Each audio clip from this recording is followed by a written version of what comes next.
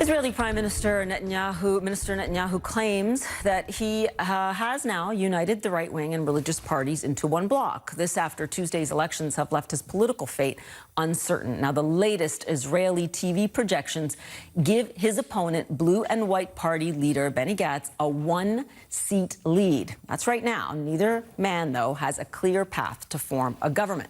Ehud Olmert is the former Prime Minister of Israel, and he joins me now. And here we are, back to the bargaining in Israel. I think this was, the prediction ahead of time that most people feared that the do-over election wouldn't resolve anything. Do you think this next round of bargaining will damage Israel's interests at this point in time?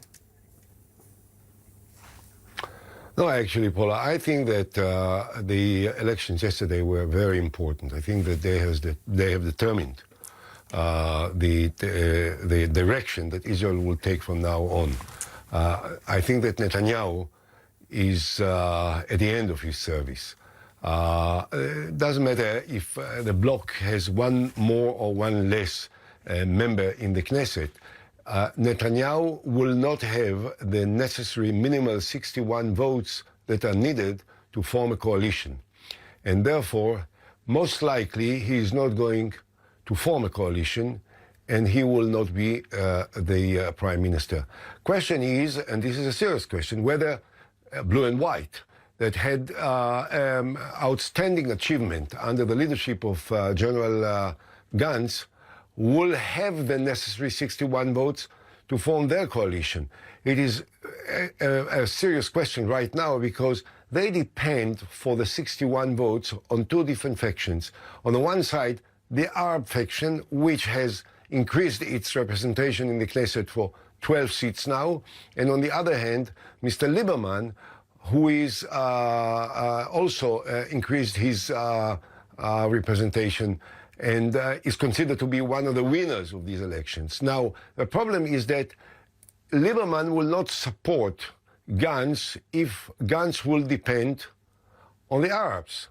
The Arabs will not support Gantz if he will depend on Lieberman.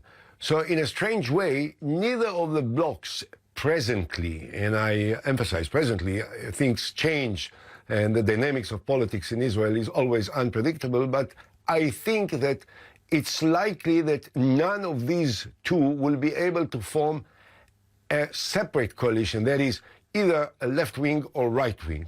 The question is whether the two major parties, Blue and White and Likud, will form a national unity government.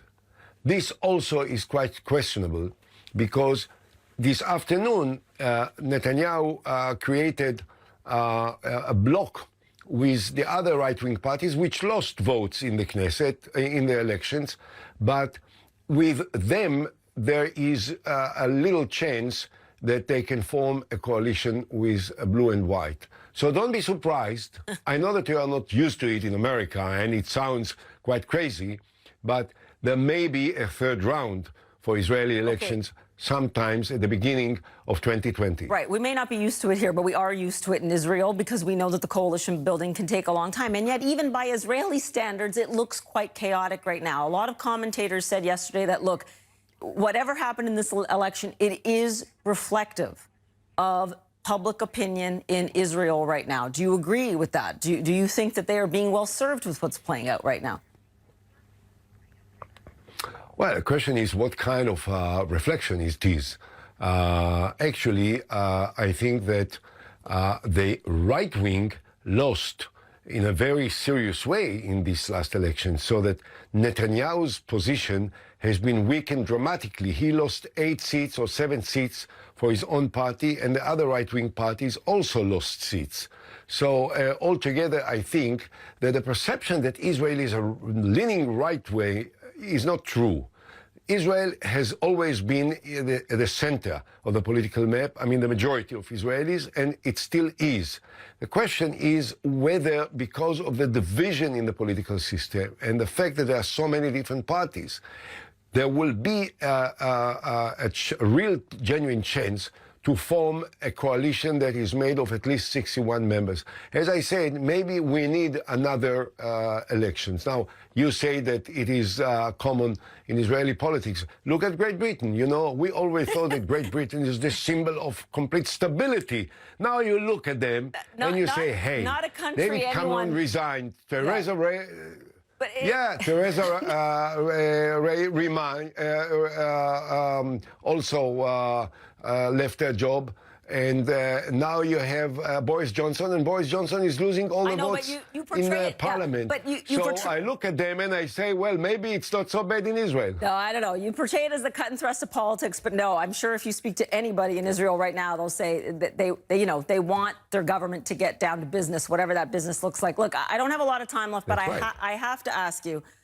We have been covering, of course, the attacks on the Saudi oil facilities. Given these strikes and how they appeared to take Saudi Arabia off guard, even though they have a very sophisticated air defense system, how confident are you in the Israeli air defense system, given the nature of these attacks in Saudi Arabia? I want to say two things briefly. Number one, we have a lot of confidence in our air defense system. We have the most sophisticated air defense system there can be. But the other thing is that I think that the Iranians know that if they will dare ever attack the state of Israel, the Israeli reaction will be devastating and will be quick and will be very painful. And I'm sure that when Qasem Soleimani, the head of the Revolutionary Guards, hears me, or he will hear what I said, he knows what I'm talking about, believe me. But you believe that even given that, because no one would want that kind of escalation, do you believe that the Israeli air defenses are sophisticated enough to deal with even these new, somewhat new, but relatively low-tech weapons?